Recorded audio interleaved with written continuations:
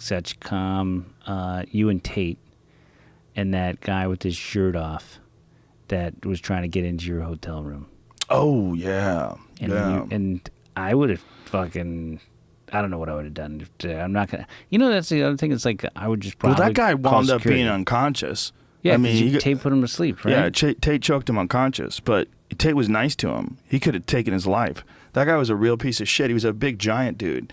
He was like 6'6", and he was a bully. And he thought, because he was so tall, he thought the people were scared of him. But, he fucked with the wrong guy in Tait. First of all, a guy who's been arrested, been around bad people his whole life, been in numerous street fights, was a professional fighter, was on The Ultimate Fighter, was a black belt in jiu-jitsu. I mean, everything was wrong. Mm-hmm. And Tait was trying to be calm with the guy.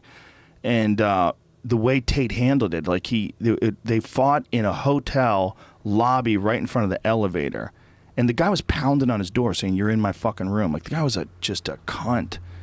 And Tait was like, "Nope, look, my key works here. It's definitely my room." And he shuts the door on me. He goes, "Hey, you fucking faggot. You think you can get away with shutting this fucking door?" He goes, "Open this fucking door. I told you you're in my room." And then we all went outside. It was me and Eddie Bravo and Tait. We're looking at this guy and we're looking at his friend and we're trying to figure out how we're going to do this. I'm like, this has to be dealt with. Like, this is not a guy that's going to go away. He was a big, drunk, dumb guy. And Tait decides... The way to handle it is, there's a bunch of words being exchanged. So Tait decides he kicks the guy in the leg, and then he grabs him and pulls him on top of him.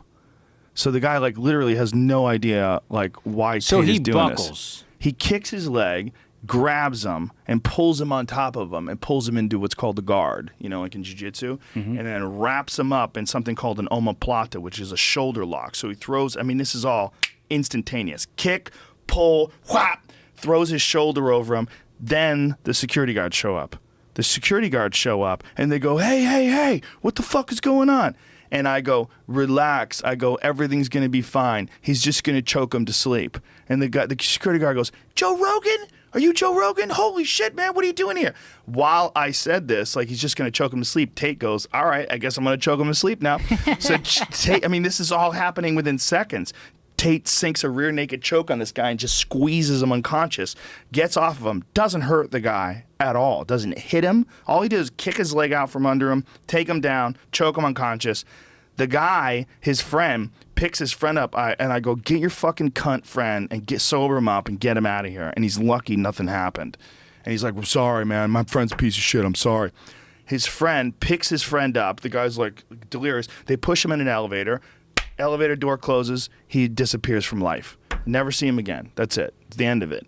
I take pictures with the fucking security guards. They're smiling. I go, "It's fine." I go, "He's a drunk asshole. Do you think we should call the cops?" I go, "No." I go, "That guy's humiliated." I go, "Unless he comes back. If he comes back, he's going to get fucked up. But right now, everything's fine. Don't call the cops." Yeah. And so they're laughing, and everyone's laughing. We took a couple pictures together, went back in the room, went and got some dinner, and we were laughing. Yeah, but